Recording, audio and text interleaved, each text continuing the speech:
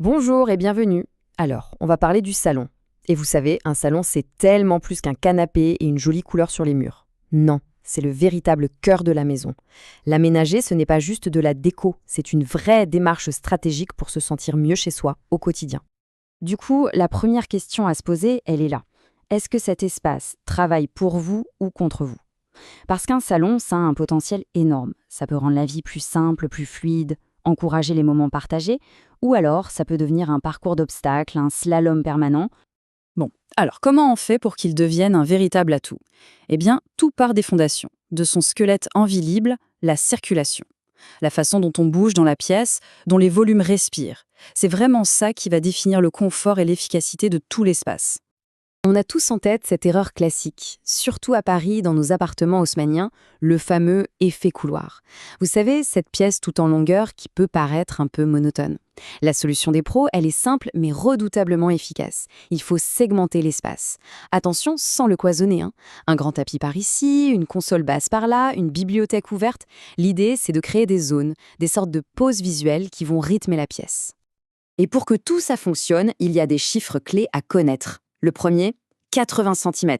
C'est la largeur minimale qu'on recommande pour un passage principal. C'est la garantie de pouvoir circuler tranquillement sans se faufiler.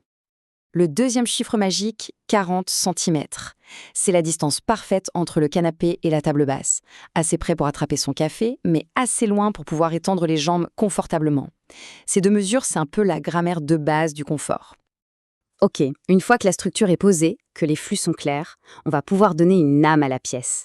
Et ça passe par un jeu très subtil entre la lumière, les couleurs et bien sûr le dialogue entre les différentes matières. Pour les couleurs, il existe une règle d'or que les professionnels adorent car elle marche à tous les coups. C'est la règle du 60-30-10. C'est tout simple. 60% de la pièce pour votre couleur principale, souvent les murs, 30% pour une couleur secondaire qu'on retrouvera sur les meubles importants comme le canapé, et enfin 10% pour les petites touches d'accent, les accessoires qui vont venir pimenter le tout. Ça structure la vision et ça garantit une harmonie parfaite. Mais un espace vraiment réussi, ce n'est pas que pour les yeux. Il faut que ça vive aussi sous les doigts. Le secret, c'est de faire dialoguer les matières. Imaginez un bois un peu brut qui répond à la froideur du métal, la douceur de la laine qui réchauffe le lin, ou le contraste entre un mur mat et l'éclat d'un coussin en satin. C'est ce jeu de texture qui va donner toute sa profondeur et son relief à votre salon. On arrive à la dernière étape, la touche finale, celle qui va vraiment tout signer, le style.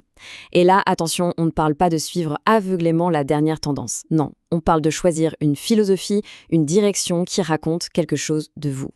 Pour illustrer, prenons deux approches très différentes. D'un côté, on a l'épure scandinave, avec ses lignes nettes, ses bois clairs, sa quête de lumière et d'équilibre. Et de l'autre, le wabi-sabi, cette philosophie japonaise magnifique qui trouve la beauté dans l'imperfection, dans les matériaux bruts qui ont une histoire. Ce ne sont pas juste des styles, ce sont de véritables visions du monde. Parce qu'au final, c'est ça un aménagement réussi. Ce n'est pas une page de magazine figée dans le temps, c'est un espace qui vit, qui respire, qui s'adapte à ceux qui l'habitent. C'est un véritable dialogue entre un lieu et ses occupants.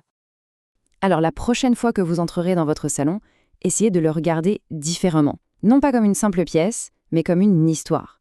L'histoire qu'il raconte. Est-ce que c'est bien la vôtre? Et qu'est-ce qui pourrait la rendre encore plus juste, encore plus personnelle?